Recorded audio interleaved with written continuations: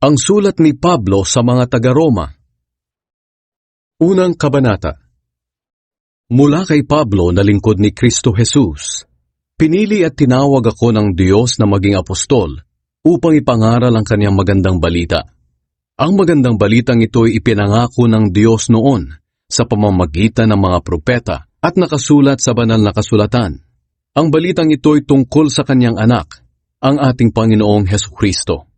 Sa kanyang pagkatao isinilang siya sa lahi ni Haring David, at sa kanyang banal na espiritu napatunayang siya ang makapangyarihang anak ng Diyos nang siya'y nabuhay mula sa mga patay.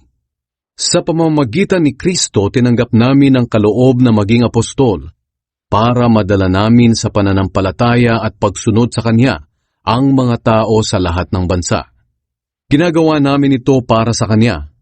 At kayong mga mananampalataya riyan sa Roma ay kabilang din sa kanyang mga tinawag na maging tagasunod ni Hesukristo. Sa inyong lahat diyan sa Roma na minamahal ng Diyos at tinawag na maging banal, sumainyo nawa ang biyaya at kapayapaang galing sa Diyos na ating Ama at sa Panginoong Hesukristo. Ang dahilan ng pagpunta ni Pablo sa Roma. Una sa lahat, nagpapasalamat ako sa Diyos sa pamamagitan ni Hesukristo dahil sa inyong lahat. Dahil balitang-balita ang inyong pananampalataya sa buong mundo. Palagi ko kayong idinadalangin. At alam ito ng Diyos na buong puso kong pinaglilingkuran sa aking pangangaral ng magandang balita tungkol sa kaniyang anak. Lagi ko ring idinadalangin na loobin sana ng Diyos na makapunta ako riyan sa inyo. Nananabik akong makita kayo para maipamahagi sa inyo ang mga espiritual na kaloob na makakapagpatatag sa inyo. Sa ganoon magkakatulungan tayo sa pagpapalakas ng pananampalataya ng isa't isa. Mga kapatid, nais kong malaman ninyo na ilang ulit ko nang binalak na pumunta riyan, pero laging may humahadlang. Nais kong pumunta riyan para mayroon din akong maakay sa pananampalataya kay Kristo, tulad ng ginawa ko sa mga hindi Hudyo sa mga napuntahan kong lugar. Sapagat may pananagutan ako na mangaral sa lahat ng tao, sa mga may pinag-aralan man o wala, sa marurunong o hangal. Iyan ang dahilan kung bakit nais ko ring maipangaral ang magandang balita riyan sa inyo sa Roma. Ang kapangyarihan ng magandang balita. Hindi ko ikinakahiya ang magandang balita tungkol kay Kristo. Dahil ito ang kapangyarihan ng Diyos sa ikaliligtas ng lahat ng sumasampalataya. Una ang mga Hudyo at gayon din ang mga hindi Hudyo, sapagkat ipinapahayag sa magandang balita kung paano itinuturing ng Diyos na matuwid ang tao, at ito'y sa pamamagitan lang ng pananampalataya. Ayon nga sa kasulatan, sa pananampalataya mabubuhay ang matuwid. Ang galit ng Diyos sa lahat ng kasamaan. Ipinapahayag ng Diyos mula sa langit ang kanyang puot sa lahat ng kasamaan at kalapastangan ng ginagawa ng mga tao, na siyang pumipigil sa kanila para malaman ang katotohanan tungkol sa Diyos. Sapagkat ang katotohanan tungkol sa Diyos ay malinaw sa kanila dahil inihayag ito sa kanila ng Diyos. Totoong hindi nakikita ang Diyos, pero mula pa nang likhain niya ang mundo, ang kanyang walang hanggang kapangyarihan at pagka-Diyos ay naipahayag sa mga bagay na ginawa niya. Kaya wala silang maidadahilan. At kahit alam nilang may Diyos, hindi nila siya pinarangalan o pinasalamatan man lang. Sa halip ibinaling nila ang kanilang pag-iisip sa mga bagay na walang kabuluhan. Kaya napuno ng kadiliman ang mga hangal nilang pag-iisip. Nagmamarunong sila, pero lumilitaw na sila'y mga mangmang. Sapagkat ipinagpalit nila ang dakila at walang kamatayang Diyos sa mga Diyos-Diyosang anyong tao na may kamatayan. Mga ibon, mga hayop na may 4 na paa, at mga hayop na nagsisigapang. Kaya hinayaan na lang sila ng Diyos sa maruruming hangarin ng kanilang puso, hanggang sa gumawa sila ng kahalayan at kahiyahiyang mga bagay sa isa't isa. Ipinagpalit nila sa kasinungalingan ng katotohanan tungkol sa Diyos. Sinamba nila at pinaglingkuran ang mga nilikha sa halip na ang manlilikha na siyang dapat papurihan magpakailanman. Amen. Dahil ayaw nilang kilalanin ang Diyos, hinayaan na lang sila ng Diyos na gawin ang kanilang malalaswang pagnanasa. Ipinagpalit ng mga babae ang natural na pakikipagrelasyon nila sa lalaki sa pamamagitan ng pakikipagrelasyon sa kapwa babae. Ganoon din ang mga lalaki. Tinalikuran nila ang natural na pakikipagrelasyon sa babae at sa halip ay pinagnasahan ng kapwa lalaki. Kahiya-hiya ang ginagawa nila sa isa't isa. Dahil dito pinarusahan sila ng Diyos ng nararapat sa kanila. At dahil sa ayaw talaga nilang kilalanin ng Diyos, hinayaan niya sila sa kanilang kaisipang hindi makapili ng tama. Kaya ginagawa nila ang mga bagay na hindi nararapat. Naging alipin sila ng lahat ng uri ng kasamaan, kalikuan, kasakiman at masasamang hangarin. Sila'y mainggitin, mamamatay tao, mapanggulo, mandaraya, at laging nag-iisip ng masama sa kanilang kapwa. Sila'y mga tsismoso't tsismosa at mapanirang puri. Napupuot sila sa Diyos, mga walang galang at mapagmataas. Naghahanap sila ng magagawang masama at suwail sa mga magulang nila. Sila'y mga hangal, mga traidor at walang awa. Alam nila ang utos ng Diyos na dapat parusahan ng kamatayan ng mga taong gumagawa ng mga kasalanang ito. Pero patuloy pa rin silang gumagawa nito. At natutuwa pa sila na ginagawa rin ito ng iba. Ikalawang kabanata. Ang hatol ng Diyos. Ngayon, masasabi mong dapat lang hatulan ang mga taong ito dahil sa kanilang kasamaan. Pero maging ikaw na humahatol ay walang maidadahilan, sapagkat sa iyong paghatol sa iba ay hinahatulan mo rin ang iyong sarili. Dahil ginagawa mo rin ang mga bagay na iyon. Alam nating makatarungan ang hatol ng Diyos sa mga taong gumagawa ng kasamaan. Pero sino ka para humatol sa iba kung ikaw mismo ay gumagawa rin ng mga iyon? Ang akala mo ba'y makakaligtas ka sa hatol ng Diyos dahil alam mong siya'y mabuti, matiyaga at mapagtimpi? Dapat mong malaman na ang Diyos ay mabuti sa iyo dahil binibigyan ka niya ng pagkakataong magsisi sa mga kasalanan mo. Pero dahil sa matigas ang ulo mo at ayaw mo magsisi, pinabibigat mo ang parusa ng Diyos sa iyo sa araw na ihahayag niya ang kanyang puot at makatarungang paghatol. Sapagkat ibibigay ng Diyos sa bawat isa ang nararapat ayon sa kanyang mga gawa. Bibigyan niya ng buhay na walang hanggan ng mga taong nagpapatuloy sa paggawa ng mabuti, na ang hangad ay makamta ng karangalan, papuri mula sa Diyos, at buhay na walang kamatayan. Sa iba naman na walang iniisip kundi ang sarili at ayaw sumunod sa katotohanan kundi sa kasamaan, ibubuhos sa kanila ng Diyos ang kanyang matinding galit. Lahat ng taong gumagawa ng masama ay parurusahan ng Diyos. Ang mga Hudyo muna bago ang mga hindi Hudyo. Ngunit bibigyan ng Diyos ng papuri, karangalan at kapayapaan ang lahat ng gumagawa ng kabutihan. Una ang mga Hudyo, bago ang mga hindi Hudyo. Sapagkat pantay-pantay ang pagtingin ng Diyos sa lahat ng tao. Ang mga taong nagkakasala na walang alam sa kautusan ni Moises ay mapapahamak, at ang kaparusahan nila ay hindi ibabatay sa kautusan. Ang mga nakakaalam naman ng kautusan ni Moises pero patuloy na gumagawa ng kasamaan ay parurusahan na batay sa kautusan. Sapagkat hindi ang nakikinig sa kautusan ang itinuturing ng Diyos na matuwid, kundi ang tumutupad nito. Ang mga hindi Hudyo ay walang kaalaman tungkol sa kautusan ni Moises. Pero kung gumagawa sila ng naaayon sa sinasabi ng kautusan, ipinapakita nila na kahit wala silang alam tungkol dito, ay alam nila ang nararapat gawin. Ang mabubuting gawa nila ay nagpapakita na ang iniuutos ng kautusan ay nakaukit sa kanilang puso. Pinatutunayan ito ng kanilang konsensya, dahil kung minsay inuusig sila nito at kung minsan na may ipinagtatanggol. At ayon sa magandang balita na itinuturo ko, ang konsensya ay pagbabatayan din sa araw na hahatulan ng Diyos sa pamamagitan ni Hesukristo ang lahat ng lihim ng mga tao. Ang mga Hudyo at ang kautusan. Sinasabi ninyo na mga Hudyo kayo, nagtitiwala kayo sa kautusan at ipinagmamalaki ang inyong kaugnayan sa Diyos. Alam ninyo kung ano ang kalooban ng Diyos at alam din ninyo kung ano ang dapat gawin. Dahil itinuro ito sa inyo sa kautusan.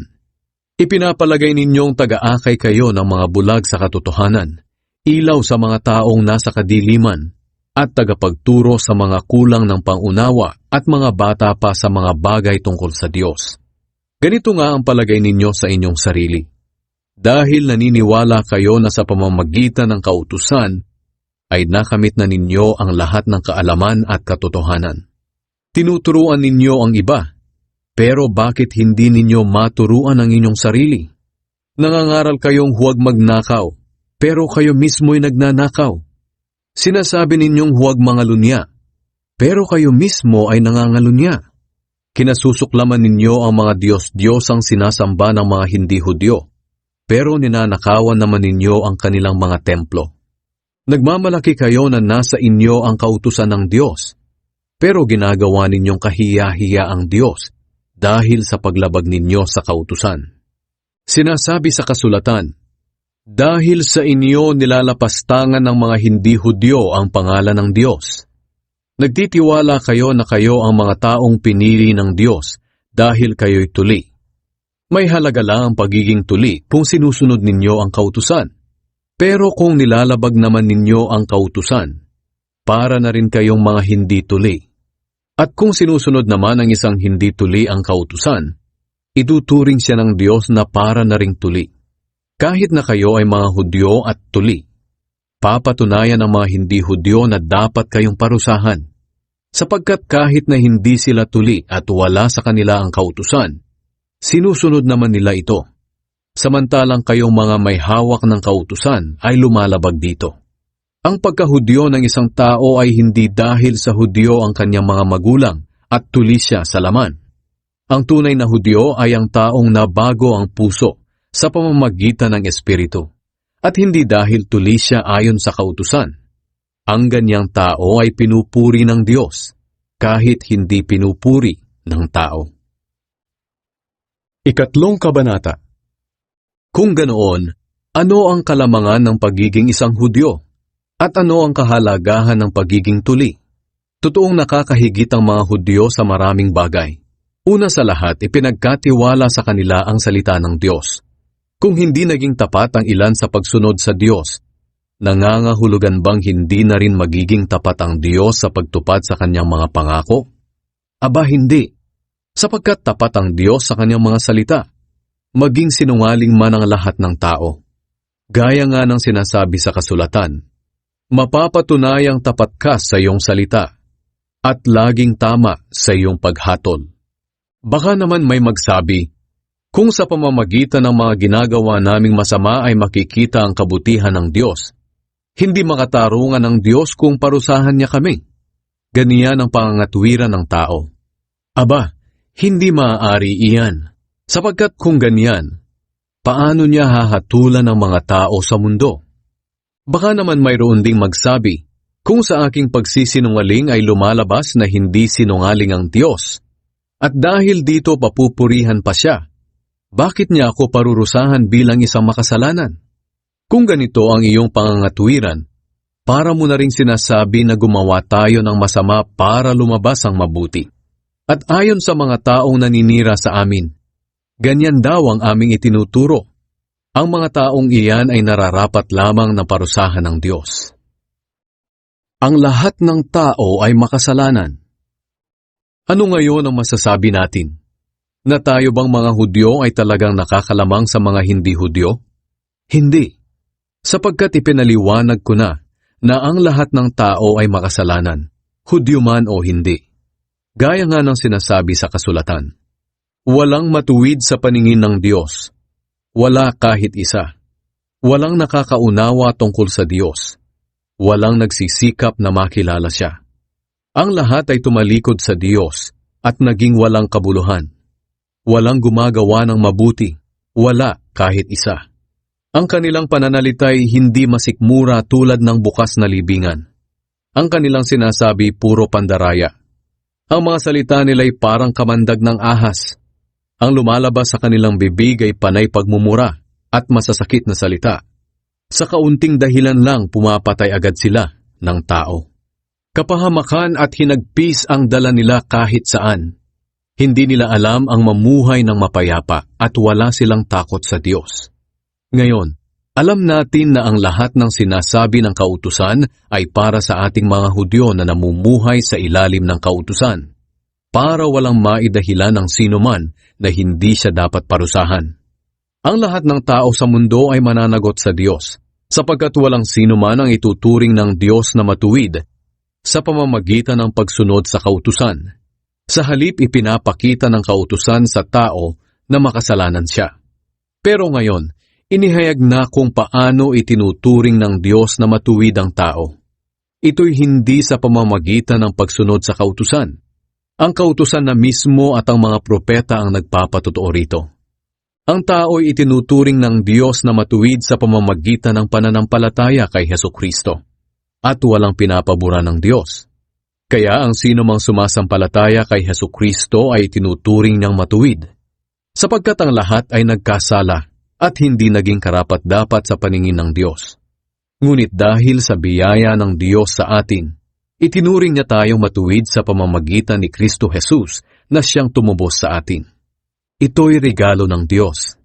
Isinugo si Kristo Jesus sa mundo para ialay ang kanyang buhay, nang sa ganoon mawala ang galit ng Diyos sa atin. At sa pamamagitan ng kanyang dugo ay mapatawad ang ating mga kasalanan kung sasampalataya tayo sa kanya. Ginawa iyon ng Diyos para ipakita na matuwid siya. Noong unay nagtimpi siya at pinalampas ang mga kasalanang ginawa ng mga tao, kahit na dapat sana'y pinarusahan na sila. Isinugo niya si Kristo para ipakita sa kasalukuyang panahon na matuwid siya. Dahil sa ginawa ng Diyos, pinatunayan niyang matuwid siya, maging sa pagturing niyang matuwid sa mga makasalanang sumasampalataya kay Jesus. Kaya wala tayong maipagmamalaki, dahil ang pagturing sa atin na matuwid ay hindi sa pamamagitan ng ating pagsunod sa kautusan, kundi sa ating pananampalataya kay Jesus. Sapagkat naniniwala tayo na itinuturing ng Diyos na matuwid ang tao sa pamamagitan ng kanyang pananampalataya kay Kristo, at hindi sa pagsunod sa kautusan. Ang Diyos ay hindi lamang Diyos ng mga Hudyo, kundi Diyos din ng mga hindi Hudyo, dahil siya'y Diyos ng lahat. Iisa lamang ang Diyos para sa mga Hudyo at hindi Hudyo, at ituturing silang matuwid ng Diyos dahil sa kanilang pananampalataya kay Kristo. Nangangahulugan bang binabaliwala namin ang kautusan sa pamamagitan ng pananampalataya? Hindi, sa halip.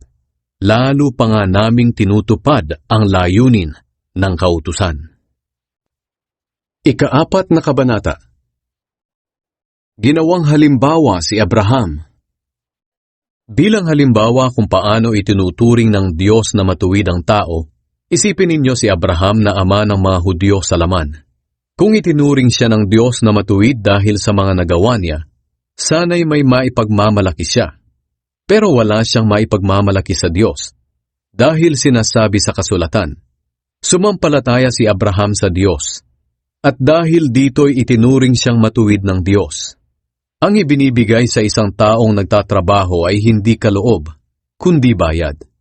Pero itinuring tayong matuwid ng Diyos sa kabila ng ating mga kasalanan, hindi dahil sa ating mabubuting gawa, kundi dahil sa pananampalataya natin sa Kanya. Ito ang ibig sabihin ni Haring David nang banggitin niya ang pagiging mapalad ng mga taong itinuring na matuwid ng Diyos, hindi dahil sa kanilang mabubuting gawa. Ang sinabi niya, mapalad ang taong pinatawad at kinalimutan na ng Diyos ang kanyang kasalanan. Mapalad ang tao kapag hindi na ibibilang ng Panginoon laban sa kanya ang kanyang mga kasalanan. Ang mga sinabing ito ni Haring David ay hindi lang para sa mga Hudyo, kundi pati na rin sa mga hindi Hudyo. Alam natin ito dahil binanggit na namin na itinuring ng Diyos na matuwid si Abraham dahil sa kanyang pananampalataya. Kailan ba siya itinuring na matuwid? Hindi ba't noong hindi pa siya tuli? Tinuli siya bilang tanda na itinuring na siyang matuwid dahil sa kanyang pananampalataya. Kaya si Abraham ay naging ama ng lahat ng mga mananampalatayang hindi tuli. At dahil nga sa kanilang pananampalataya, itinuring silang matuwid ng Diyos. Siya rin ang ama ng mga Hudyong tuli, hindi lang dahil sila'y tuli sa laman, kundi dahil sumasampalataya rin sila tulad ng ating ninunong si Abraham noong hindi pa siya tuli. Natatanggap ang pangako ng Diyos sa pamamagitan ng pananampalataya. Ipinangako ng Diyos kay Abraham at sa kanyang lahi na mamanahin nila ang mundo. Ang pangakong ito ay ibinigay ng Diyos kay Abraham, hindi dahil sa pagsunod niya sa kautusan, kundi dahil itinuring siya ng Diyos na matuwid sa pamamagitan ng kanyang pananampalataya. Kung ang mga nasasakop lamang ng kautusan ang magiging tagapagmana, walang kabuluhan ang pananampalataya, at ganoon din naman ang pangako ng Diyos. Ang kautusan ang siyang naging dahilan kung bakit may parusa mula sa Diyos. Kung walang kautusan, wala ring paglabag. Kaya nakabatay ang pangako ng Diyos sa pananampalataya, para ito'y maging biyaya ng Diyos at tiyak na matatanggap ng lahat ng lahi ni Abraham, hindi lamang ng mga Hudyo na sakop ng kautusan, kundi maging ng mga hindi Hudyo na sumasampalataya ring tulad ni Abraham na ama nating lahat. Gaya nga ng sinasabi sa kasulatan, "Ginawa kitang ama ng maraming bansa." Kaya sa paningin ng Diyos, si Abraham ang ating ama. At ang Diyos na pinaniwalaan ni Abraham, ang siya ring Diyos na bumubuhay sa mga patay at lumilikha ng mga bagay na wala pa. Kahit wala ng pag-asang maging ama si Abraham, nanalig pa rin siyang magiging ama siya ng maraming bansa. Gaya nga ng sinabi ng Diyos sa kanya, "Magiging kasindami ng bituin ng bilang ng mga anak mo." Mag-100 taong gulang na siya noon. Alam niyang matanda na siya at mahina na ang katawan. Alam din niyang si Sarah ay baog at hindi maaaring magkaanak. Ganoon pa man, hindi nang hina ang kanyang pananampalataya. Hindi siya nag-alinlangan sa pangako ng Diyos, kundi lalo pang tumibay ang kanyang pananampalataya. Pinapurihan niya ang Diyos dahil lubos siyang umasa na tutuparin ng Diyos ang kanyang pangako. Kaya nga itinuring ng Diyos na matuwid si Abraham dahil sa kanyang pananampalataya. Pero ang katagang itinuring na matuwid ay hindi lamang para kay Abraham, kundi para rin sa atin. Tayo rin ay itinuturing ng Diyos na matuwid kung sumasampalataya tayo sa Kanya na muling bumuhay sa ating Panginoong Hesus. Pinatay si Hesus dahil sa ating mga kasalanan, at muling binuhay para tayo maituring na matuwid. 5 Kabanata. Mayroon na tayong magandang relasyon sa Diyos. Kaya ngayong itinuturing na tayong matuwid dahil sa pananampalataya natin sa ating Panginoong Hesukristo, mayroon na tayong magandang relasyon sa Diyos. Sa pamamagitan ni Jesus at dahil sa ating pananampalataya, tinatamasa natin ngayon ang biyaya ng Diyos at nagagalak tayo dahil sa ating pag-asa na makakabahagi tayo sa kadakilaan ng Diyos. At nagagalak din tayo kahit na dumaranas tayo ng mga paghihirap dahil natututo tayong magtiis. Alam natin na ang pagtitiis ay nagpapabuti sa ating pagkatao. At kung mabuti ang ating pagkatao, may pag-asa tayo na makakabahagi tayo sa kadakilaan ng Diyos. At hindi tayo mabibigo sa ating pag-asa dahil ipinadama ng Diyos sa atin ang kanyang pagmamahal sa pamamagitan ng banal na Espiritu na ibinigay niya sa atin. Nang wala tayong kakayahang makaligtas sa kaparusahan, namatay si Kristo para sa ating mga kasalanan sa panahong itinakda ng Diyos. Bihira ang taong mag-aalay ng kanyang buhay para sa isang taong matuwid. Bagamat maaaring mayroong maglakas loob na ibigay ang kanyang buhay para sa isang mabuting tao. Pero ipinakita ng Diyos sa atin ang kanyang pag-ibig sa ganitong paraan.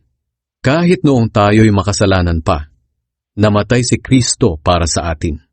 At ngayong itinuring na tayong matuwid sa pamamagitan ng dugo ni Kristo, tiyak na maliligtas tayo sa parusa ng Diyos dahil kay Kristo.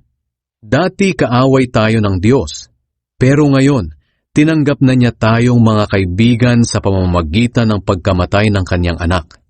At ngayong mayroon na tayong magandang relasyon sa Diyos, tiyak na ililigtas niya tayo sa kaparusahan sa pamamagitan ng buhay ni Kristo. Hindi lang iyan. Nagagalak tayo sa relasyon natin sa Diyos ngayon dahil sa ginawa ng ating Panginoong Hesukristo.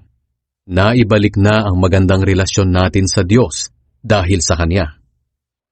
Si Adan at si Kristo. Dumating ang kasalanan sa mundo dahil sa paglabag ni Adan sa utos ng Diyos. At dahil sa kasalanan, dumating din ang kamatayan.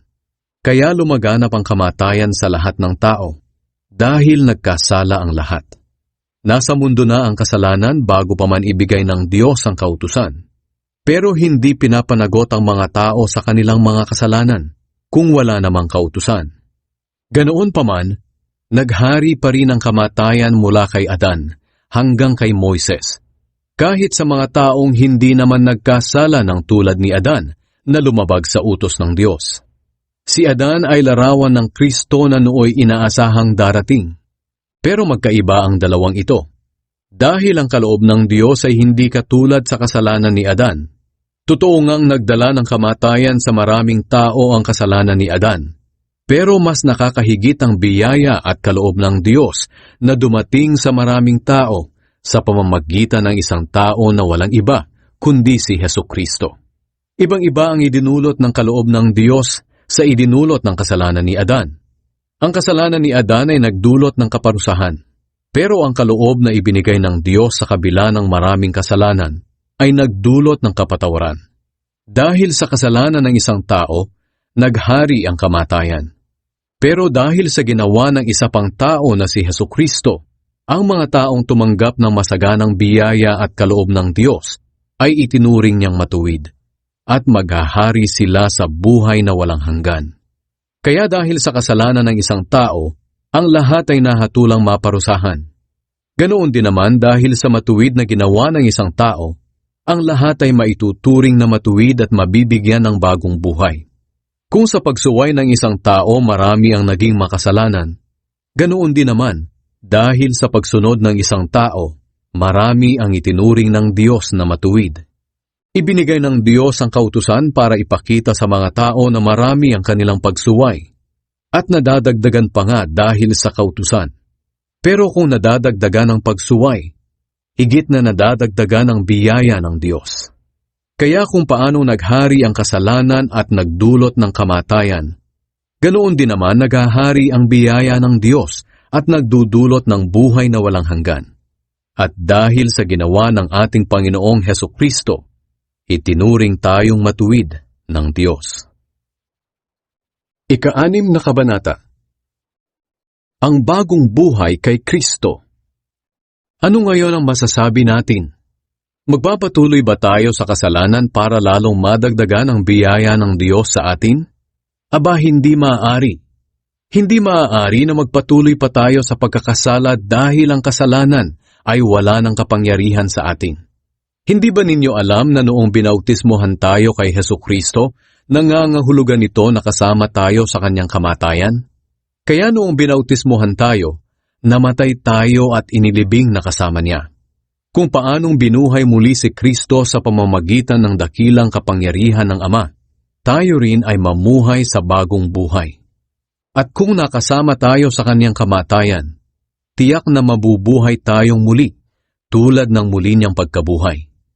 Alam natin na ang dati nating pagkatao ay pinako na sa krus kasama ni Kristo para mamatay.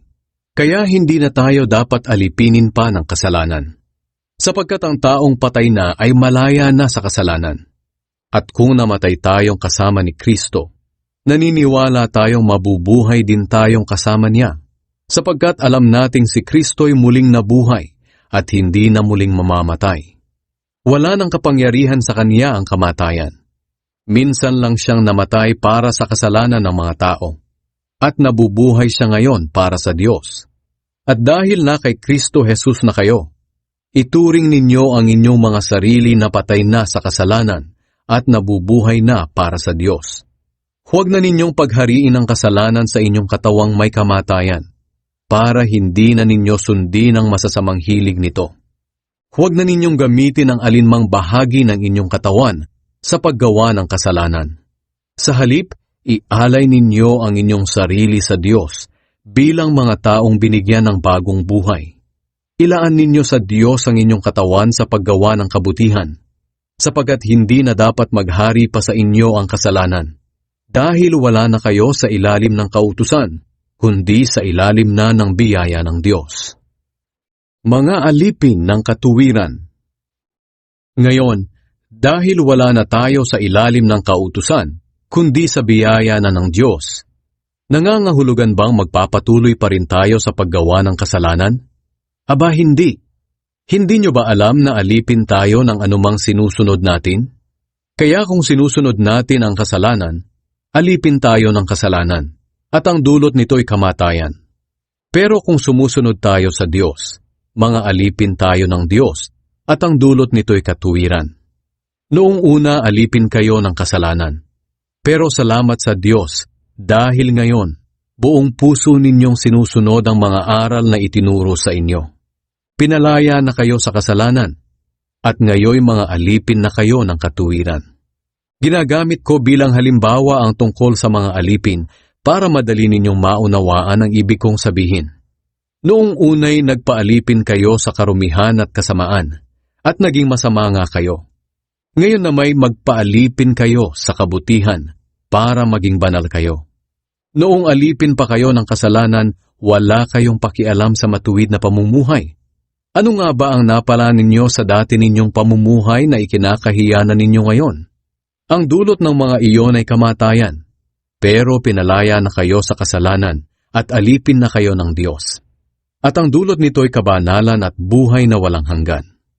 Sapagkat ang kabayaran ng kasalanan ay kamatayan, ngunit ang kaloob ng Diyos ay buhay na walang hanggan sa pamamagitan ni Kristo Jesus na ating Panginoon. Ikapitong kabanata. Malaya na tayo sa kautusan. Mga kapatid, alam naman ninyo ang tungkol sa batas, kaya nauunawaan ninyo na ang tao'y nasasakop lamang ng batas habang nabubuhay siya. Halimbawa, ayon sa batas, ang isang babaeng may asawa ay nakatali sa kanyang asawa habang nabubuhay ito. Pero kung namatay na ang kanyang asawa, malaya na siya sa batas tungkol sa mga mag-asawa. Kaya kung makikisama siya sa ibang lalaki habang buhay pa ang kanyang asawa, nagkakasala siya ng pangangalo niya. Pero kung patay na ang kanyang asawa, malaya na siya sa batas tungkol sa mga mag-asawa. At kung mag-asawa man siyang muli, hindi siya nagkakasala ng pangangalo niya. Ganyan din ang nangyari sa inyo mga kapatid. Malaya na kayo sa kautusan sa pamamagitan ng pagkamatay ni Kristo. Muli siyang nabuhay at kayo'y pinag-isa sa Kanya para maging kapakipakinabang sa paglilingkod sa Diyos. Noong namumuhay pa tayo sa dati nating pagkatao, ang masamang pagnanasa ang nagahari sa ating katawan at pinukaw pa ng kautusan. Kaya gumawa tayo ng mga bagay na nakapagdudulot ng kamatayan. Pero ngayon ay malaya na tayo sa kautusan, dahil namatay na tayo sa kautusang ito na dating umalipin sa atin. Ang ating paglilingkod ngayon sa Diyos ay hindi na ayon sa dating buhay na dulot ng kautusan, kundi sa bagong buhay na dulot ng banal na Espiritu. Ang kautusan at ang kasalanan. Ang ibig ko bang sabihin ay masama ang kautusan? Aba hindi, sapagkat kung walang kautusan, hindi ko malalaman kung ano ang kasalanan. Halimbawa kung hindi sinabi ng kautusang, huwag kang maging sakim, hindi ko sana nalaman na masama pala ang pagiging sakim. Ngunit ginamit ng kasalanan ng kautusang ito para pukhawin sa akin ang lahat ng uri ng kasakiman. Sapagkat kung walang kautusan, walang kapangyarihan ng kasalanan. Noong una nabuhay ako ng walang kautusan. Pero nang malaman ko ang kautusan, nalaman kong ako pala'y makasalanan at nahatulan na ng kamatayan. Kaya ang kautusan na dapat sana'y magbibigay ng buhay, ang siya pang nagdulot sa akin ng kamatayan. Sapagkat ginamit ng kasalanan ng kautusan para dayain ako. At dahil dito nahatulan ako ng kamatayan, dahil hindi ko masunod ang kautusan. Pero sa kabila nito, banal pa rin ang kautusan. Ang bawat utos nito ay banal, matuwid, at mabuti. Nangangahulugan ba na ang mabuting bagay pa ang siyang nagdulot sa akin ng kamatayan? Aba hindi. Ang kasalanan ang siyang nagdulot nito. Ginamit ng kasalanan ng kautusan na isang mabuting bagay, para ako'y mahatulan ng kamatayan. At dahil dito nalaman ko kung gaano talaga kasama ang kasalanan. Ang kaguluhan sa puso ng tao. Alam natin na ang kautusan ay mula sa banal na espiritu. Pero makamundo ako at alipin ng kasalanan. Hindi ko maintindihan ang aking sarili. Dahil ang mabubuting bagay na gusto kong gawin ay hindi ko magawa. Pero ang mga bagay na ayaw kong gawin ang siya kong ginagawa. At kung ayaw ko ang mga ginagawa kong masama, ibig sabihin nito'y sumasang-ayon ako na tama nga ang sinasabi ng kautusan. Kaya hindi talaga ako ang gumagawa ng masama, kundi ang kasalanang likas sa akin. Alam kong walang mabuti sa akin. Ang tinutukoy ko ay ang makasalanan kong pagkatao. Dahil kahit gusto kong gumawa ng mabuti, hindi ko ito magawa. Dahil dito, ang mabubuting bagay na gusto kong gawin ay hindi ko magawa. Pero ang mga bagay na kinasusuklaman kong gawin, ang siya kong ginagawa. Kung ginagawa ko man ang ayaw kong gawin, hindi na ako ang talagang gumagawa nito, kundi ang kasalanang likas sa akin. Ito ang natuklasan ko tungkol sa aking sarili. Kung ibig kong gumawa ng mabuti, hinahadlangan ako ng kasamaang likas sa akin. Sa kaibuturan ng aking puso nalulugod ako sa kautusan ng Diyos. Pero may napapansin akong ibang kapangyarihan na kumikilos sa aking pagkatao, na sumasalungat sa pagsunod ko sa kautusan na alam ko. Dahil dito naging alipin ako ng kapangyarihan ng kasalanang likas sa aking pagkatao. Kawawa naman ako. Sino ang magliligtas sa akin sa makasalanan kong pagkatao na nagdudulot sa akin ng kamatayan? Salamat sa Diyos. Siya ang magliligtas sa akin sa pamamagitan ni Hesukristo na ating Panginoon. Ito ang aking kalagayan. Ang kaisipan ko ay nagpapasakop sa kautusan ng Diyos, pero ang aking makasalanang pagkatao ay nagpapasakop sa kapangyarihan ng kasalanan. Ikawalong kabanata. Pamumuhay na ayon sa banal na espiritu. Kaya ngayon, hindi nahahatulan ng kaparusahan ang mga na kay Kristo Jesus, sapagkat sa pakikipag-isa natin kay Kristo Jesus, pinalaya na tayo sa kapangyarihan ng kasalanan at kamatayan sa pamamagitan ng kapangyarihan ng banal na espiritu na nagbibigay buhay. Ang kautusan ay hindi makapag-aalis ng kapangyarihan ng kasalanan sa ating buhay dahil sa kahinaan ng ating makasalanang pagkatao. Ang Diyos ang nag-alis nito nang isinugo niya ang sarili niyang anak sa anyo ng isang taong makasalanan upang handog para sa ating mga kasalanan. At sa kanyang pagiging tao, tinapos na ng Diyos ang kapangyarihan ng kasalanan. Ginawa ito ng Diyos para ang ipinatutupad ng kautusan ay matupad nating mga namumuhay sa patnubay ng banal na espiritu at hindi ayon sa ating makasalanang pagkatao. Sapagkat ang mga taong namumuhay ayon sa kanilang makasalanang pagkatao ay walang ibang iniisip, kundi ang nais ng kanilang pagkatao. Pero ang tao namang namumuhay ayon sa banal na espiritu ay walang ibang iniisip, kundi ang nais ng banal na espiritu. Ang kahihinatnan ng pagsunod sa nais ng makasalanang pagkatao ay kamatayan. Pero ang kahihinatnan ng pagsunod sa nais ng banal na espiritu ay kapayapaan at buhay na walang hanggan. Kalaban ng Diyos ang sinumang sumusunod sa nais ng makasalanan niyang pagkatao. Dahil ayaw niyang sumunod sa kautusan ng Diyos at talagang hindi niya magagawang sumunod. Kaya ang mga taong nabubuhay ayon sa kanilang makasalanang pagkatao ay hindi maaaring kalugdan ng Diyos. Pero hindi na kayo nabubuhay ayon sa makasalanang pagkatao, kundi ayon sa patnubay ng Espiritu. Kung totoong nasa inyo na nga ang Espiritu ng Diyos. Kung wala sa isang tao ang Espiritu ni Kristo, siya'y hindi kay Kristo. Pero dahil nasa inyo na si Kristo, mamatay man ang katawan nyo dahil sa kasalanan, buhay naman ang inyong Espiritu dahil itinuring na kayong matuwid ng Diyos. At dahil nasa inyo na ang Espiritu ng Diyos na muling bumuhay kay Hesukristo, siya rin ang magbibigay ng buhay sa inyong mga katawang may kamatayan. Gagawin niya ito sa pamamagitan ng kanyang espiritong nananahan sa inyo. Kaya nga mga kapatid, hindi tayo dapat mamuhay ayon sa ating makasalanang pagkatao, sapagkat mamamatay kayo kapag namuhay kayo ayon sa inyong makasalanang pagkatao. Pero mabubuhay kayo kung susupilin ninyo ang inyong makasalanang pagkatao sa pamamagitan ng banal na espiritu. Ang mga taong pinapatnubayan ng Espiritu ng Diyos ay mga anak ng Diyos. At ang Espiritu na tinanggap ninyo ay hindi kayo inalipin upang muling matakot. Sa halip ginawa kayong mga anak ng Diyos. Ngayon, sa pamamagitan ng banal na Espiritu, matatawag na ninyong Ama ang Diyos. Ang banal na Espiritu at ang ating Espiritu ay parehong nagpapatunay na tayo'y mga anak ng Diyos. At bilang mga anak, mga tagapagmana tayo ng Diyos at kasama ni Kristo na magmamana ng mga pagpapalang inilaan niya. Sapagkat kung magtitiis tayo kagaya ni Kristo noon, darating ang araw na pararangalan din tayong kasama niya. Ang napakagandang kalagayan sa hinaharap. Para sa akin, ang mga paghihirap sa buhay na ito ay hindi maihahambing sa napakagandang kalagayan na mapapasa atin balang araw. Maging ang buong nilikha ay sabik na naghihintay na ihayag ng Diyos ang mga anak niya. Sapagkat ang lahat ng nilikha ng Diyos ay hindi nakaabot sa layuning para sa kanila. Nangyari ito hindi dahil sa gusto nila, kundi dahil ito ang gusto ng Diyos. Pero may pag-asa pa. Dahil palalayain din niya ang buong nilikha mula sa kabulukang umaalipin dito.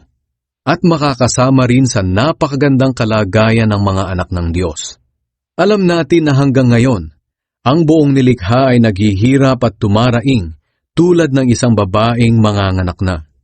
At hindi lamang ang buong nilikha, kundi pati tayong mga tumanggap ng banal na Espiritu na siyang unang kaloob ng Diyos, ay dumaraing din habang naghihintay tayo na matubos ang ating mga katawan at mahayag ang ganap na katayuan natin bilang mga anak ng Diyos. Ligtas na tayo at naghihintay na lang na maging ganap ang kaligtasang ito. Umaasa tayo dahil wala pa ang inaasahan natin. Aasa pa ba tayo kung nariyan na ang ating inaasahan? Pero kung ang inaasahan natin wala pa, maghihintay tayo ng may pagtitiyaga. Tinutulungan tayo ng banal na Espiritu sa kahinaan natin. Hindi natin alam kung ano ang dapat nating ipanalangin. Kaya ang Espiritu na rin ang namamagitan sa Diyos para sa atin, sa pamamagitan ng mga daing na hindi natin kayang sabihin. At ang anumang nais sabihin ng banal na Espiritu ay alam ng Diyos na siyang sumisiyasat sa puso ng mga tao, sapagkat namamagitan ng banal na Espiritu para sa mga mananampalataya, kung ano ang ayon sa kalooban ng Diyos. Alam natin na sa lahat ng bagay gumagawa ang Diyos para sa ikabubuti ng mga umiibig sa Kanya, na Kanyang tinawag ayon sa Kanyang layunin. Sapagkat alam na ng Diyos noon pa man kung sino-sino ang Kanyang magiging mga anak. At sila'y itinalaga niyang matulad sa Kanyang anak na si Jesus, para siya ang maging panganay sa maraming magkakapatid. Kaya nga ang mga taong pinili ng Diyos noong una pa ay tinawag niya para maging Kanyang mga anak. At ang mga tinawag niya ay itinuring niyang matuwid. At ang itinuring niyang matuwid ay binigyan niya ng karangalan. Ang pag-ibig ng Diyos. Ngayon, kung iisipin natin ang mga bagay na ito, masasabi nating panig sa atin ng Diyos. At dahil dito, walang magtatagumpay laban sa atin. Kung ang sarili niyang anak ay hindi niya ipinagkait, sa halip ay ibinigay para sa atin, tiyak na ibibigay din niya sa atin ang lahat ng bagay. Sino ang maaaring mag-akusa sa mga pinili ng Diyos? Ang Diyos na mismo ang nagturing sa atin na matuwid. Wala ring makakahatol sa atin ng kaparusahan, dahil si Kristo Jesus na mismo ang hinatulang mamatay para sa atin. At hindi lang iyan. Muli siyang binuhay at nasa kanang kamay na ngayon ng Diyos at namamagitan para sa atin.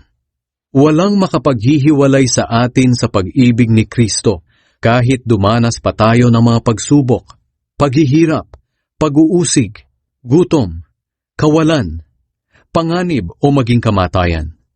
Gaya nga ng sinasabi sa kasulatan, alang-alang sa iyo, palaging nasa panganib ang aming buhay, para kaming mga tupang kakatayin. Pero kahit ganito ang kalagayan natin, kayang-kaya nating pagtagumpayan ito sa tulong ni Kristo na nagmamahal sa atin. Sapagkat natitiyak ko na walang makapaghihiwalay sa atin sa pag-ibig ng Diyos, na ipinakita sa atin sa pamamagitan ni Kristo Jesus, na ating Panginoon.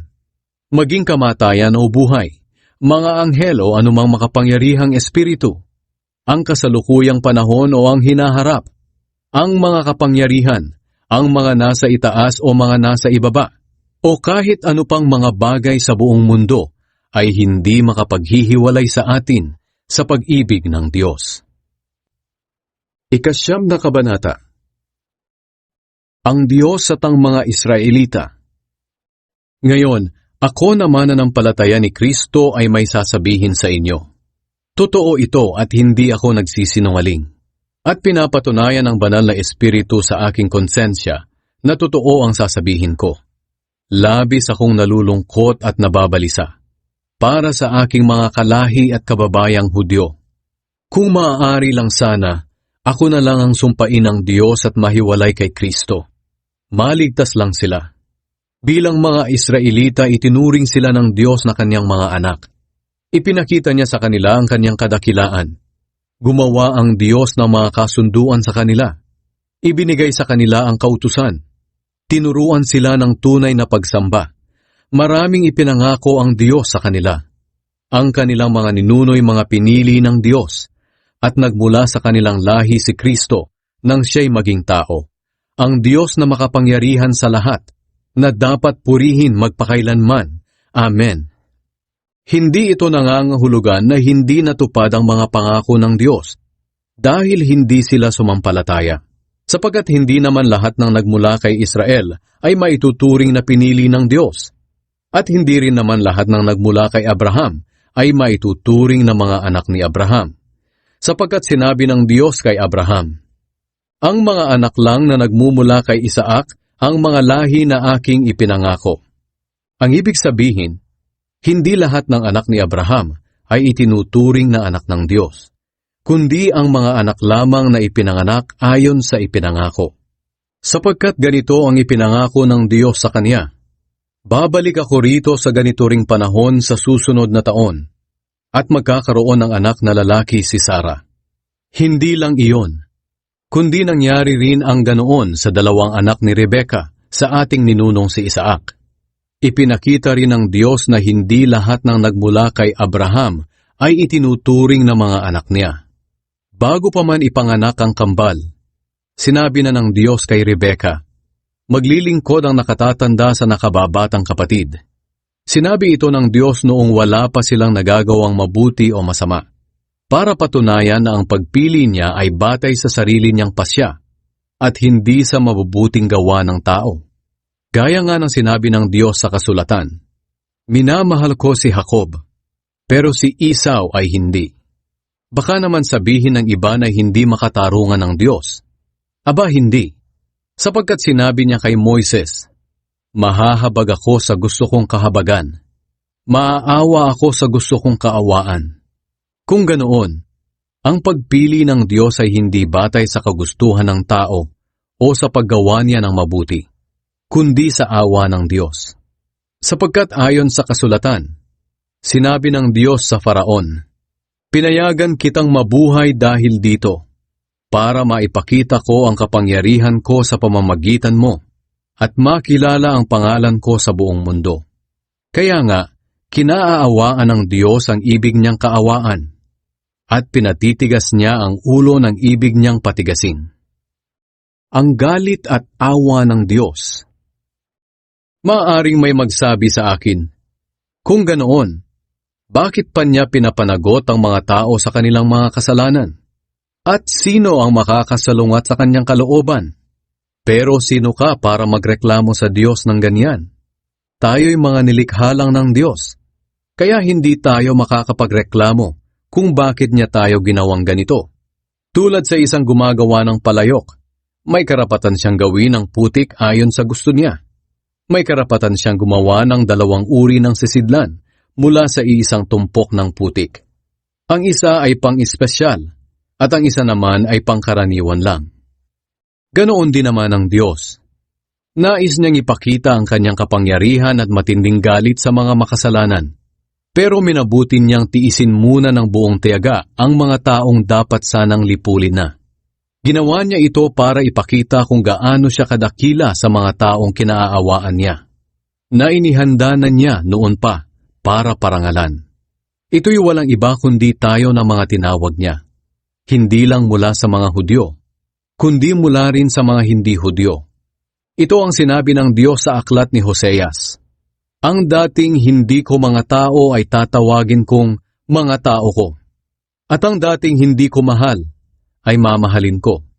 At sa mga sinabihang, kayo'y hindi ko mga mamamayan, sila'y tatawaging mga anak ng Diyos na buhay. Tungkol naman sa mga Israelita, sinabi ni Propeta Isaias, kahit na maging kasindami pa ng buhangin sa tabing dagat ang lahi ni Israel, kakaunti lang sa kanila ang maliligtas. Dahil mabilis at matindi ang gagawing paghatol ng Panginoon sa mga tao sa mundo. Sinabi rin ni Isaias, kung ang Panginoong makapangyarihan ay walang itinira sa ating lahi, na tulad na sana tayo sa Sodom at Gomora. Ang Israel at ang magandang balita. Ano ngayon ang masasabi natin tungkol dito? Ang mga hindi Hudyo na hindi nagsikap na maging matuwid ay itinuring ng Diyos na matuwid nang dahil sa kanilang pananampalataya. Pero ang mga Hudyo na nagsikap na maituring na matuwid sa pamamagitan ng pagsunod nila sa kautusan ay nabigo. Bakit sila nabigo?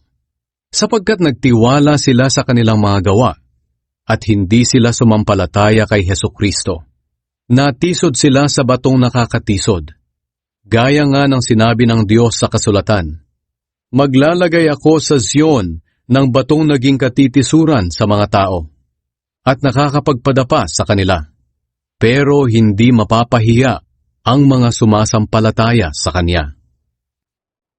Ikasampung Kabanata. Mga kapatid, ang nais ng aking puso at dalangin sa Diyos ay ang kaligtasan ng aking mga kalahing Hudyo.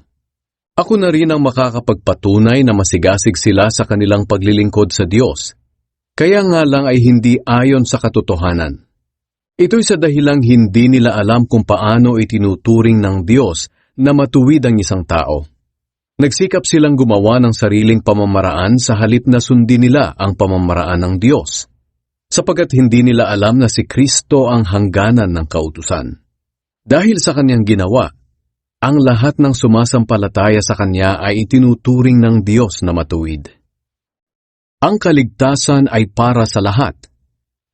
Ganito ang isinulat ni Moises tungkol sa taong itinuturing ng Diyos na matuwid, batay sa kautusan. Ang taong sumusunod sa kautusan ay mabubuhay ng ayon sa kautusan. Pero ganito naman ang sinasabi ng kasulatan tungkol sa pagiging matuwid sa pamamagitan ng pananampalataya. Huwag mong sabihin sa iyong sarili, sino ba ang aakyat sa langit para ibaba si Kristo? O di kaya'y, sino ang bababa sa lugar ng mga patay para ibangon si Kristo mula sa mga patay? Sa halip sinasabi ng kasulatan, ang salita ng Diyos ay malapit sa iyo, nasa bibig at puso mo. Ito'y walang iba kundi ang pananampalataya na ipinangangaral namin, na kung ipapahayag mo na si Jesus ay Panginoon at sasampalataya ka ng buong puso na muli siyang binuhay ng Diyos, maliligtas ka. Sapagkat itinuring ng Diyos na matuwid ang taong sumasampalataya sa Kanya ng buong puso. At kung ipapahayag niya na siya'y sumasampalataya, maliligtas siya. Sapagkat sinasabi sa kasulatan, hindi mabibigo ang sino mang sumasampalataya sa Kanya. At ang pangakong ito'y para sa lahat, dahil walang pagkakaiba ang Hudyo sa hindi Hudyo. Ang Panginoon ay Panginoon ng lahat, at pinagpapala niya ng masagana ang lahat ng tumatawag sa Kanya.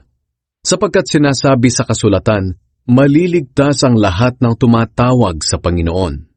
Pero paano sila tatawag kung hindi naman sila sumasampalataya sa Kanya? At paano sila sasampalataya kung hindi pa sila nakakarinig ng tungkol sa Kanya? At paano sila makakarinig kung walang nangangaral? At paano makakapangaral ang sinuman kung hindi naman siya isinugo? Ayon sa kasulatan, napakagandang pagmasdan ang pagdating ng mga nagdadala ng magandang balita. Pero hindi naman tinatanggap ng lahat ang magandang balita. Sinabi nga ni Isaias, Panginoon, sino po ba ang naniwala sa sinabi namin? Sasampalataya lang ang tao kung maririnig niya ang mensahe tungkol kay Kristo, at maririnig lang niya ito kung may mga ngaral sa kanya. Ito ngayon ang tanong ko. Hindi ba nakarinig ang mga Israelita? Nakarinig sila. Dahil sinasabi sa kasulatan, narinig sa lahat ng dako ang kanilang tinig, at ang sinabi nila ay nakarating sa buong mundo. Kung ganoon, hindi ba nila ito naunawaan? Naunawaan nila. Dahil ayon sa isinulat ni Moises, sinabi ng Diyos sa kanila, iinggitin ko kayo sa pamamagitan ng ibang bansa.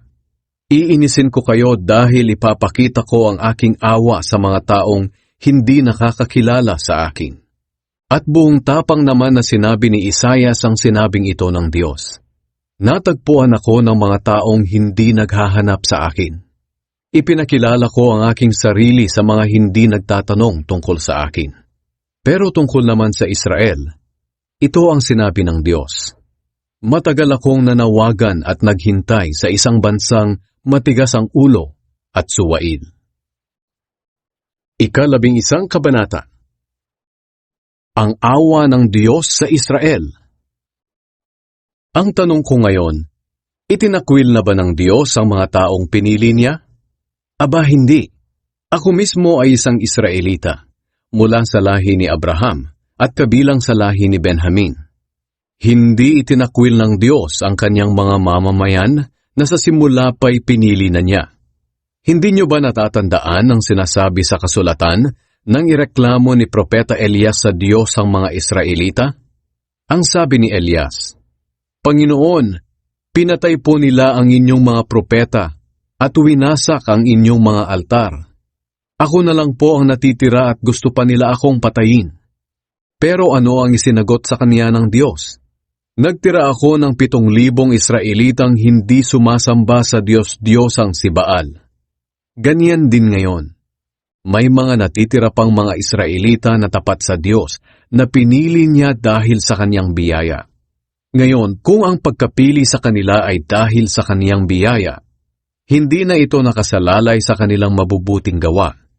Sapagkat kung nakasalalay sa mabubuting gawa, hindi na ito biyaya.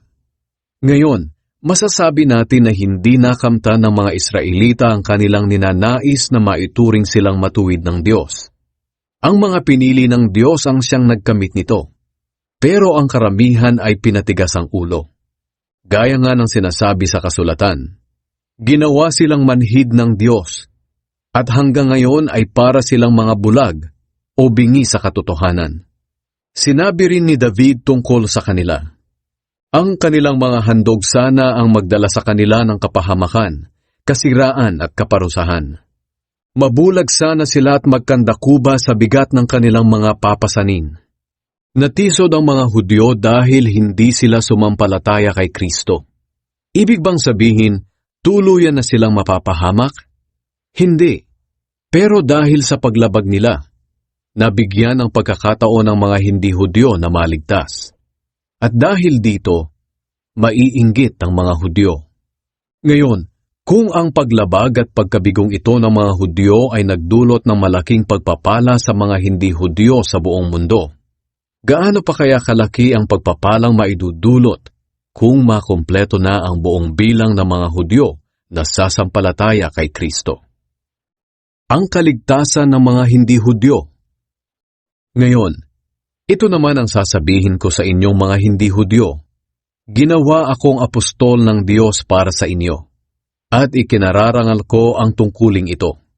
Baka sakaling sa pamamagitan nito ay magawa kong inggitin ang mga kapwa ko Hudyo para sumampalataya ang ilan sa kanila at maligtas.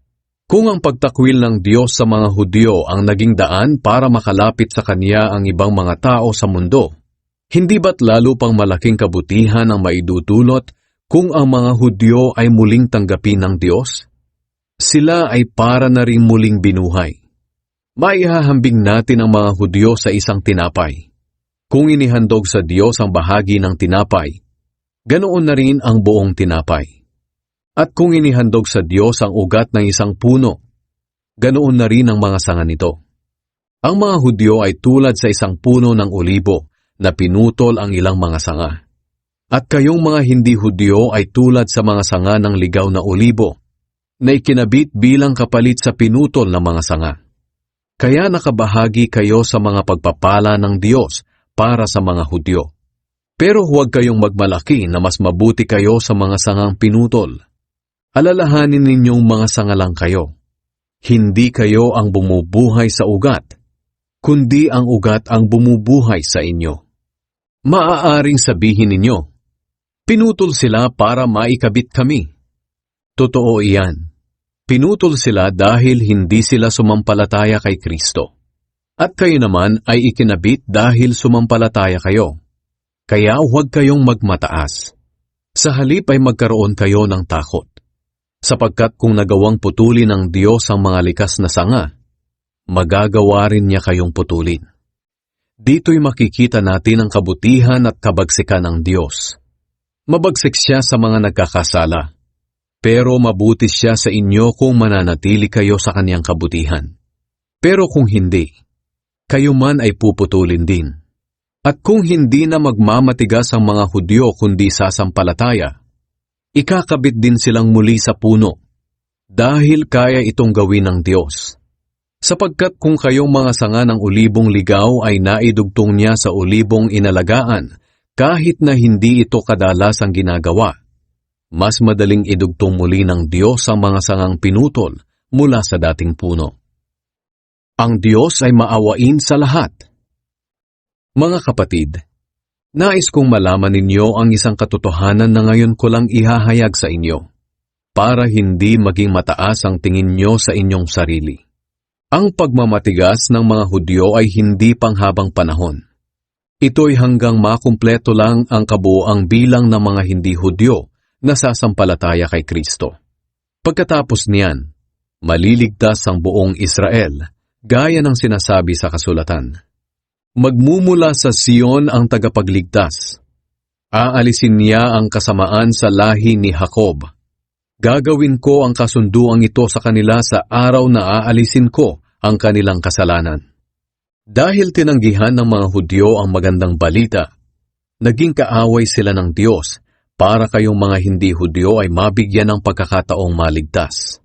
Pero kung ang pagpili ng Diyos ang pag-uusapan, mahal pa rin sila ng Diyos dahil sa kanilang mga ninuno. Sapagkat ang Diyos ay hindi nagbabago ng isip sa kaniyang pagpili at pagpapala. Dati, kayong mga hindi Hudyo ay suwail sa Diyos, pero kinaawaan niya kayo dahil sa pagsuway ng mga Hudyo. Ganoon din naman, kakaawaan niya ang mga Hudyo sa kabila ng pagkasuwail nila, tulad ng ginawa niya sa inyo.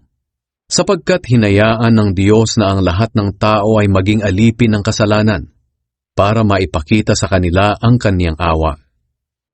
Papuri sa Diyos. Napakadakila ng kabutihan ng Diyos. Napakalalim ng kanyang karunungan at kaalaman.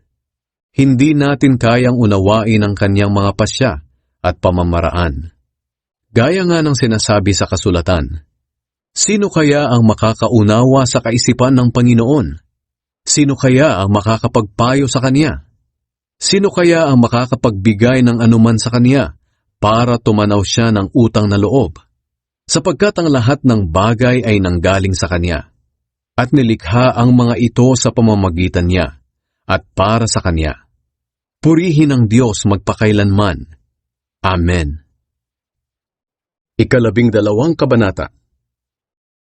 Pamumuhay bilang Kristiyano. Kaya nga mga kapatid, nakikiusap ako sa inyo alang-alang sa maraming pagkakataong kinaawaan tayo ng Diyos. Ibigay ninyo sa Kanya ang inyong mga sarili bilang mga handog na buhay, banal at kalugod-lugod sa Kanya. Ito ang tunay na pagsamba sa Kanya. Huwag ninyong tularan ang mga pag-uugali ng mga tao sa mundong ito. Hayaan ninyong baguhin kayo ng Diyos sa pamamagitan ng pagbabago ng inyong mga isip, para malaman ninyo ang kalooban ng Diyos, kung ano ang mabuti, ganap at kalugod-lugod sa Kaniyang paningin.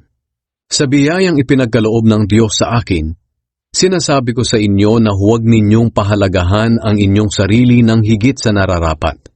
Sa halip, Suriin ninyong mabuti ang inyong kakayahan ayon sa pananampalatayang ibinigay ng Diyos sa inyo. Kung paano ang katawan ay binubuo ng maraming bahagi at ang bawat bahagi ay may kanya-kanyang gawain, ganoon din tayong mga mananampalataya. Kahit na marami tayo, iisang katawan lang tayo kay Kristo at magkakaugnay tayo sa isa't isa. Iba't iba ang kakayahang ibinigay sa atin ng Diyos ayon sa kanyang biyaya. Kaya gamitin natin ang mga kaloob na iyan. Kung ang kaloob ng isang tao ay pagpapahayag ng salita ng Diyos, kailangang ipahayag niya ito ayon sa kanyang pananampalataya. Kung ang kaloob niya ay paglilingkod sa kapwa, maglingkod siya. Kung pagtuturo, magturo siya. Kung pagpapayo, magpayo siya ng mabuti. Kung pagbibigay, magbigay siya ng maluwag. Kung pamumuno, mamuno siya ng buong sikap. At kung pagtulong sa nangangailangan, tumulong siya ng may kagalakan. Magmahalan kayo ng tapat. Iwasan ninyo ang masama at laging gawin ang mabuti. Magmahalan kayo bilang magkakapatid kay Kristo at maging magalang sa isa't isa. Huwag kayong maging tamad, kundi magpakasipag at buong pusong maglingkod sa Panginoon. At dahil may pag-asa kayo sa buhay, magalak kayo. Magtiis kayo sa mga paghihirap at laging manalangin. Tulungan ninyo ang mga pinabanal ng Diyos na nangangailangan at patuloyin ninyo sa inyong mga tahanan ang walang matutuluyan. Idalangin ninyo sa Diyos na pagpalain ang mga taong umuusig sa inyo. Pagpalain ninyo sila sa halip na sumpain. Makigalak kayo sa mga nagagalak at makiramay kayo sa mga naghihinagpis. Mamuhay kayo ng mapayapa sa isa't isa. Huwag kayong magmataas. Sa halip ay makipagkaibigan kayo sa mga taong mababa ang kalagayan. Huwag kayong magmarunong. Huwag ninyong gantihan ng masama ang mga gumagawa sa inyo ng masama. Gawin ninyo ang mabuti sa paningin ng lahat. Hanggat maaari mamuhay kayo ng mapayapa sa lahat ng tao. Mga minamahal, huwag kayong maghihiganti. Ipaubaya ninyo iyan sa Diyos. Sapagkat sinabi ng Panginoon sa kasulatan, Ako ang maghihiganti. Ako ang magpaparusa. Kaya, kung nagugutom ang iyong kaaway, pakainin mo. Kung siya'y nauuhaw, painumin mo.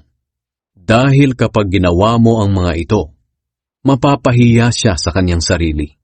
Huwag kayong patatalo sa masama, kundi talunin ninyo ang masama sa pamamagitan ng paggawa ng mabuti. 13 Kabanata. Tungkulin sa mga pinuno ng bayan. Magpasakop kayong lahat sa mga namumuno sa pamahalaan, sapagkat ang lahat ng pamahalaan ay nagmula sa Diyos, at siya ang naglagay sa mga namumuno sa kanilang pwesto. Kaya ang mga lumalaban sa pamahalaan ay lumalaban sa itinalaga ng Diyos, at dahil dito, parurusahan niya sila. Ang mga namumuno ay hindi dapat katakutan ng mga gumagawa ng mabuti. Ang dapat matakot sa kanila ay ang mga gumagawa ng masama. Kaya kung nais mo na wala kang ikatakot sa mga namumuno, gawin mo ang mabuti at pupurihin ka pa nila. Sapagkat ang mga namumuno sa bayan ay mga lingkod ng Diyos para sa ating ikabubuti. Pero kung gagawa ka ng masama, dapat kang matakot. Dahil may kapangyarihan silang parusahan ka. Sila'y mga lingkod ng Diyos na nagpaparusa sa mga gumagawa ng masama. Kaya magpasakop kayo sa pamahalaan, hindi lang para maiwasan ang parusa, kundi dahil ito ang nararapat gawin. Iyan din ang dahilan kung bakit tayo nagbabayad ng buwis, sapagkat ang mga namumuno ay lingkod ng Diyos, at inilalaan nila ang kanilang buong panahon sa pagtupad ng kanilang tungkulin. Kaya ibigay ninyo ang nararapat ibigay. Bayaran ninyo ang inyong mga buwis. Igalang ang dapat igalang, at parangalan ang dapat parangalan. Tungkulin sa isa't isa. Huwag kayong mananatiling may utang kanino man, maliban sa utang ng pagmamahalan. Sapagkat ang nagmamahal sa kapwa ay tumutupad sa kautusan. Ang mga kautusang, huwag kang mangangalunya, huwag kang papatay, huwag kang magnanakaw, huwag kang mag-iimbot, At ang iba pang mga utos ay napapaloob sa iisang utos. Mahalin mo ang iyong kapwa, gaya ng pagmamahal mo sa iyong sarili. Ang taong nagmamahal ay hindi gumagawa ng masama sa kanyang kapwa. Kaya kung nagmamahalan tayo, tinutupad natin ang buong kautusan. Dapat ninyong gawin ito dahil alam ninyong panahon na para gumising kayo. Sapagkat mas malapit na ngayon ang oras ng ating kaligtasan kaysa noong una, nang tayo'y sumampalataya kay Hesukristo. Mag-uumaga na. Kaya iwanan na natin ang mga gawain ng kadiliman at isuot na ang kabutihan bilang panlaban nating mga nasa liwanag. Mamuhay tayo ng marangal dahil tayo ay nasa liwanag na. Huwag nating gawin ang paglalasing, magugulong kasiyahan, sexual na imoralidad, kalaswaan, ang pag-aaway, at inggitan. Sa halip, paghariin ninyo sa inyong buhay ang Panginoong Hesukristo at huwag ninyong pagbigyan ang inyong makamundong pagnanasa. 14 na kabanata. Huwag humatol sa kapatid. Tanggapin ninyo ang kapatid na mahina ang pananampalataya at huwag makipagtalo sa kanyang mga paniniwala. Halimbawa, may kapatid na naniniwala na lahat ng pagkain ay maaaring kainin. Mayroon namang mahina ang pananampalataya at para sa kanya gulay lamang ang dapat kainin. Hindi dapat hamakin ng taong kumakain ng kahit ano ang tao na ang kinakain ay gulay lamang. At huwag hatulan ng tao na ang kinakain ay gulay lamang ang taong kumakain ng kahit ano. Sapagkat pareho silang tinatanggap ng Diyos. At sa Diyos lang din sila mananagot. Kaya sino ka para humatol sa utusan ng iba? Ang amo lang niya ang makapagsasabi kung mabuti o masama ang ginagawa niya. At talagang magagawa niya ang tama, dahil ang Panginoon ang tutulong sa kanya. May mga taong naniniwala na mas mahalaga ang isang araw kaysa sa ibang mga araw. May tao namang pare-pareho lang para sa kanya ang lahat ng araw. Ang bawat tao ang bahalang magpasya para sa kanyang sarili tungkol sa bagay na iyan. Ang taong may pinapahalagahang araw ay gumagawa nito para sa Panginoon. At ang tao namang kumakain ng kahit anong pagkain ay gumagawa rin ito para sa Panginoon, dahil pinapasalamatan niya ang Diyos para sa kanyang pagkain. Ang hindi naman kumakain ng ilang klase ng pagkain ay gumagawa nito para sa Panginoon at nagpapasalamat din siya sa Diyos. Wala ni isa man sa atin ang nabubuhay o namamatay para sa sarili lamang. Kung tayo'y nabubuhay tayo para sa Panginoon. At kung tayo'y mamamatay tayo para sa Panginoon.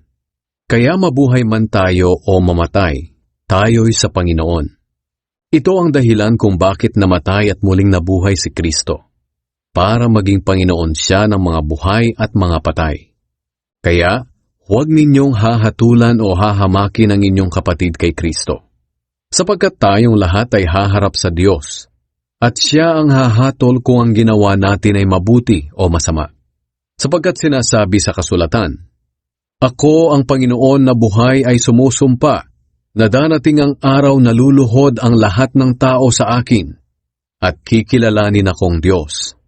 Kaya lahat tayo'y mananagot sa Diyos sa lahat ng ating mga ginawa.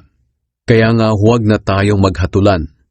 Sa halip, iwasan na nating gumawa ng mga bagay na magiging dahilan ng pagkakasala ng ating kapatid. Dahil nakipag-isa na ako sa Panginoong Hesus, alam ko na wala talagang bawal na pagkain. Pero kung inaakala ng isang tao na bawal ang isang pagkain, dapat huwag niyang kainin. Kung nasasaktan ang iyong kapatid dahil sa kinakain mo, hindi na naaayon sa pag-ibig ang ginagawa mo. Huwag mong ipapahamak ang kapatid mo kay Kristo dahil lang sa pagkain. Dahil namatay din si Kristo para sa kanya. Huwag mong gawin ang anumang bagay na itinuturing ng iba na masama, kahit na para sa iyo ito ay mabuti. Sapagkat ang kaharian ng Diyos ay hindi tungkol sa pagkain o inumin, kundi tungkol sa matuwid na pamumuhay, magandang relasyon sa isa't isa, at kagalakan na mula sa banal na Espiritu. Ang naglilingkod kay Kristo sa ganitong paraan ay kalugod-lugod sa Diyos at iginagalang ng kapwa. Kaya pagsikapan nating gawin lagi ang mga bagay na magbibigay ng kapayapaan at makakapagpatibay sa isa't isa. Huwag mong sirain ang pananampalataya ng isang iniligtas ng Diyos nang dahil lang sa pagkain.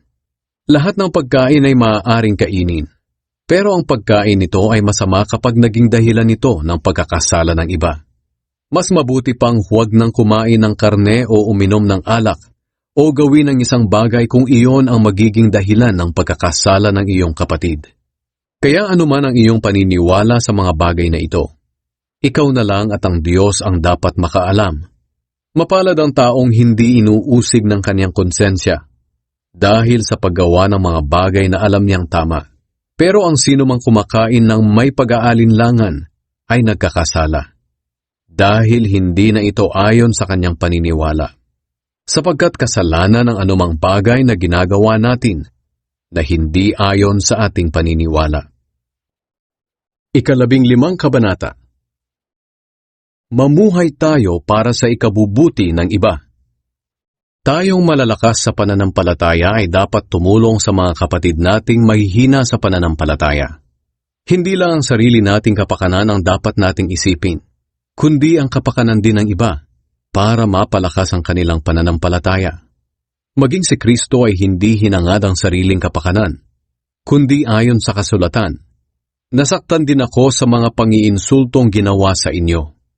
Ang lahat ng nakasulat sa kasulatan noong unang panahon ay isinulat para turuan tayo. At sa pamamagitan ng kasulatan, tayo'y magiging matatag at malakas ang loob at magkakaroon ng pag-asa.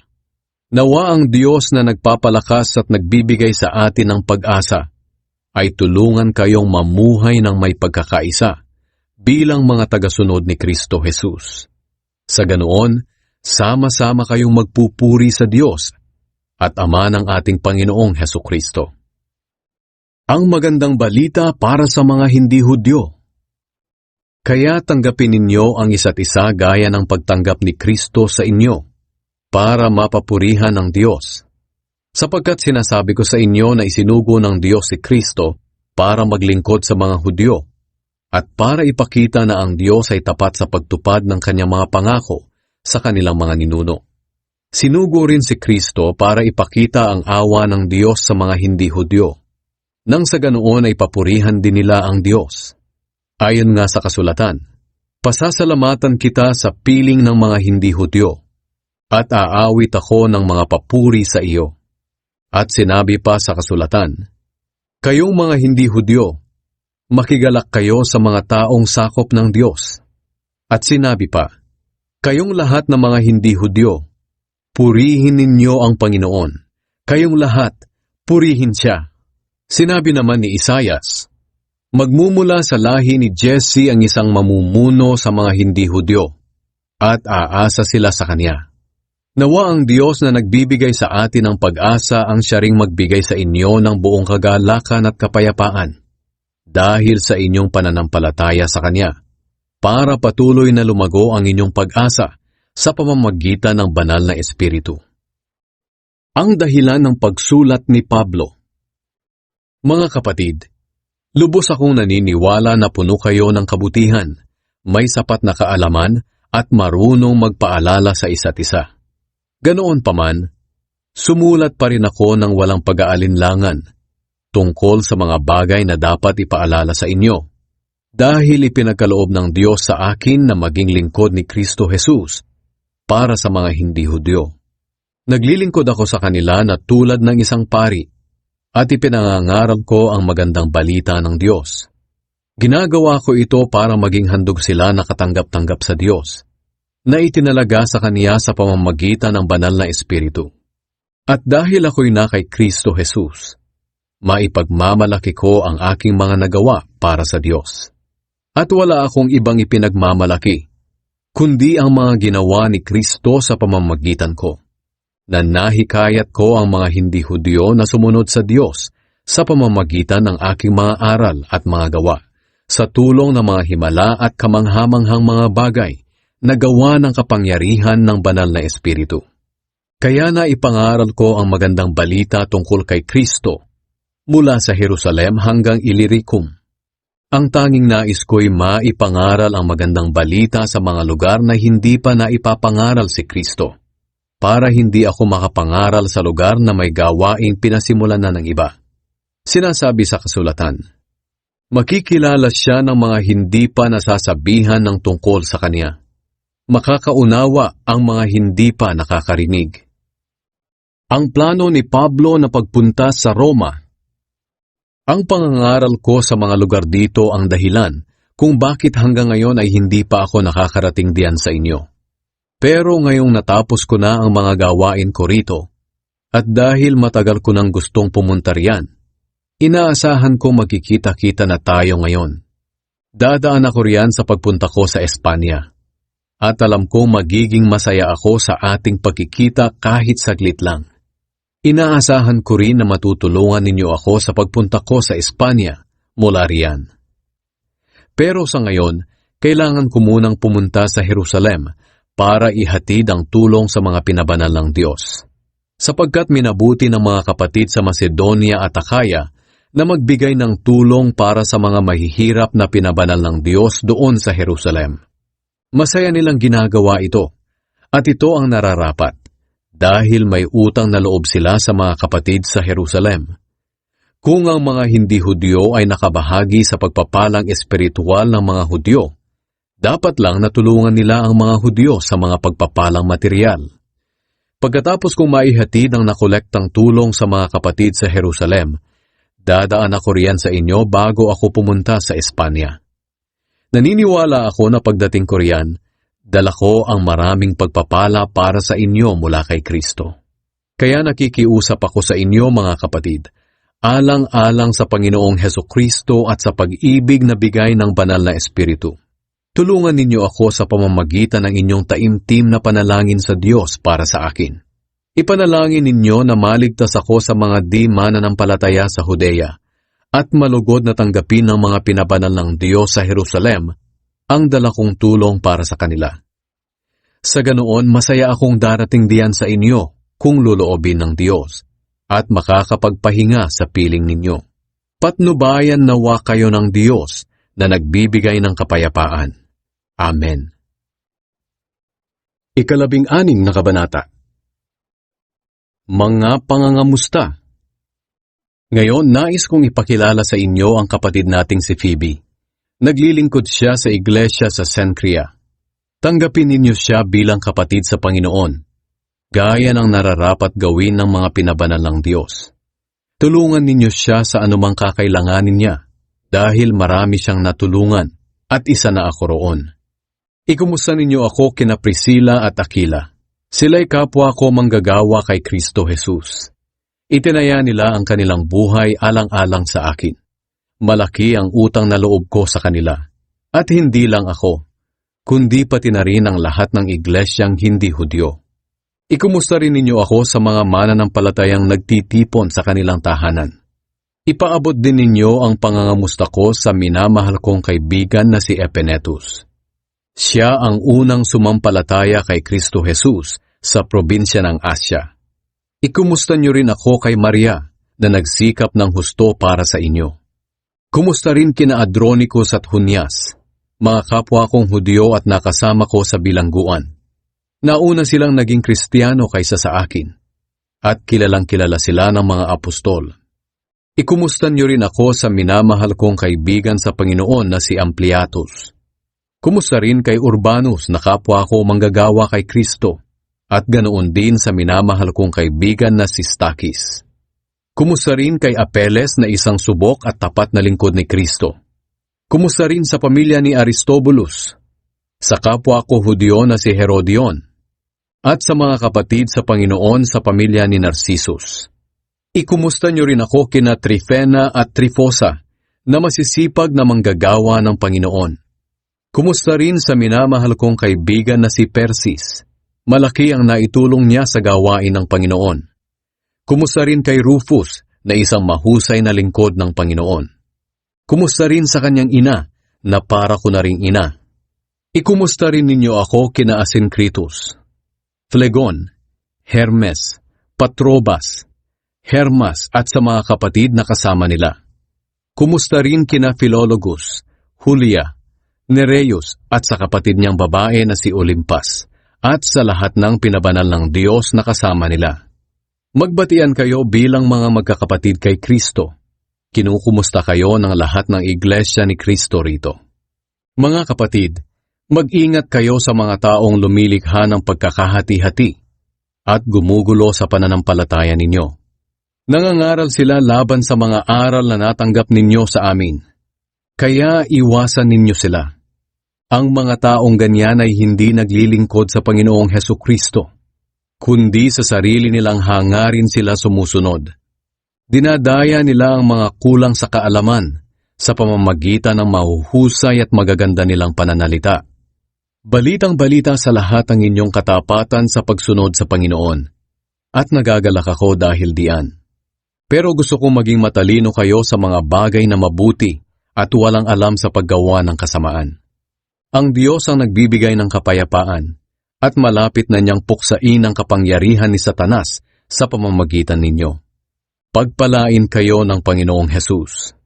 Kinukumusta kayo ni Timoteo na kapwa ko manggagawa sa Panginoon at ni Lucius, Jason at Sosipater na mga kapwa ko Hudyo. Kinukumusta ko rin kayo. Ako si Tertius na nasa Panginoon din na siyang sumulat ng liham na ito ni Pablo. Kinukumusta rin kayo ni Gaius. Akong si Pablo ay nakikituloy dito sa bahay niya, at dito rin nagtitipon ng mga mananampalataya sa lugar na ito.